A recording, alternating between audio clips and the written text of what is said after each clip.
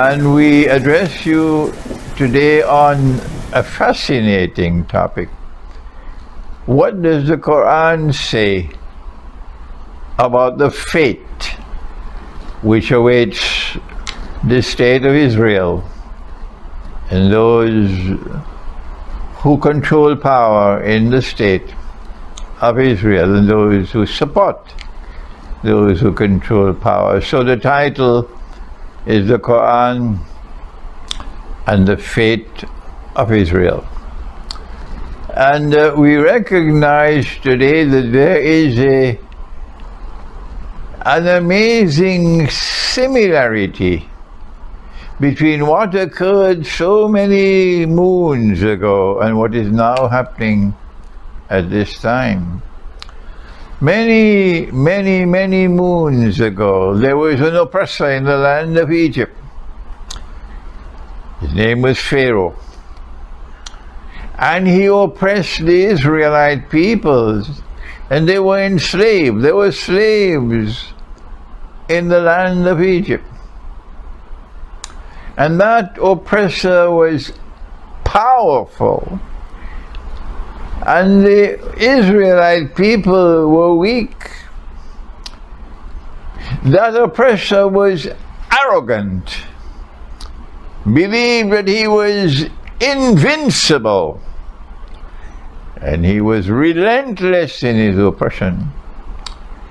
And the signs of the Lord God came at that time, as they're coming today as well. But the oppressor was blind. And the same thing is happening now in the Holy Land. History is repeating itself, and the Quran has directed attention to this subject. What was the fate that Pharaoh met? And what is the fate which awaits today's oppressor? That is our subject today. And our viewing audience will be fascinated by what is in the Quran.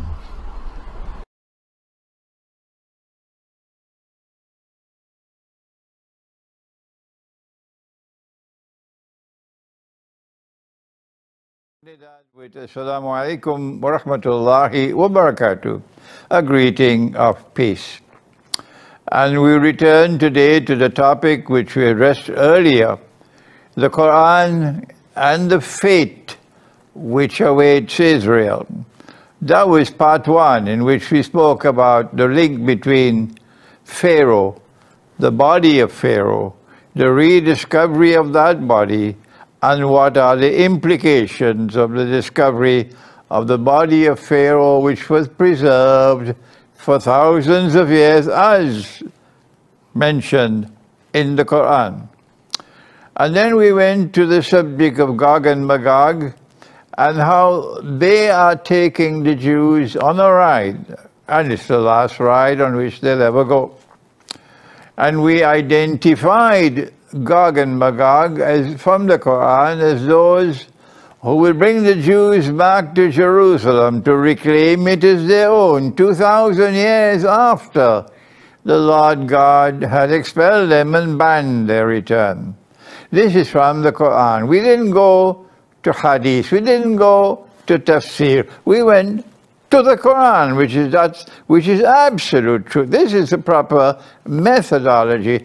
And we can go to Hadith, we can go to tafsir subsequently on the condition that they are in harmony with the Quran.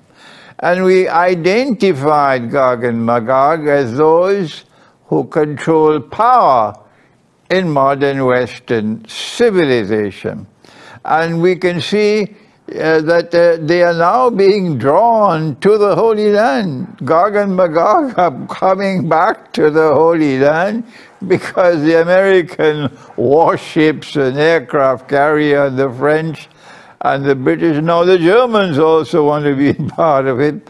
They're all being sucked into the Holy Land. What they don't know is once you go in, You'll never be able to come out. That's all for enough. And now today we want to go to a second part of the subject of the Quran and the fate which awaits Israel. And this has been dealt with in my book. You see the cover of the book on the screen. The book entitled Dajjal, the Jasad, and Akhiru Zaman. Dajjal, the Jasad, and Akhiru. If I remember, if that's the topic, the title of the book. And you'll see the cover on the screen, inshallah. And this is a subject which is connected with King Solomon. And so Israel should be interested. The Prophet Solomon, Nabi Sulaiman alayhi salam, who is also a king. And he's ruling the world. Israel is the ruling state. The holy state of Israel from Jerusalem is the ruling state in the world.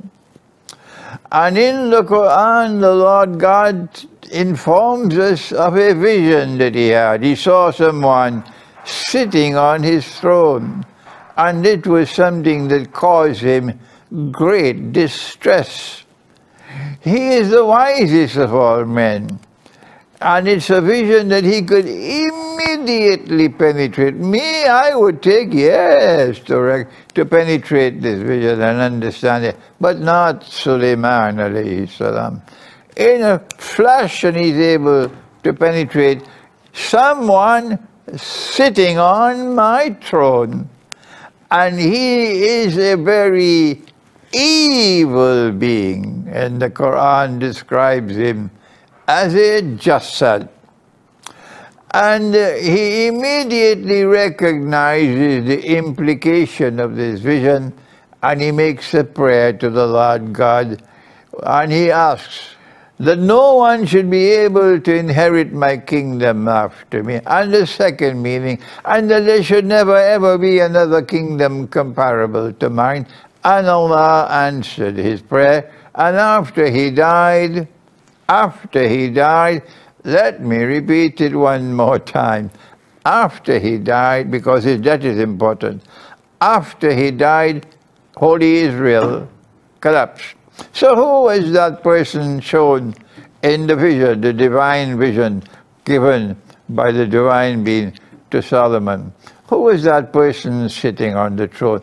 Who is that evil being who wants to inherit his kingdom and therefore wants to rule the world from Jerusalem? All that you need is €5 worth of intelligence. That's all to recognize it's the Antichrist. He wants to impersonate the Messiah.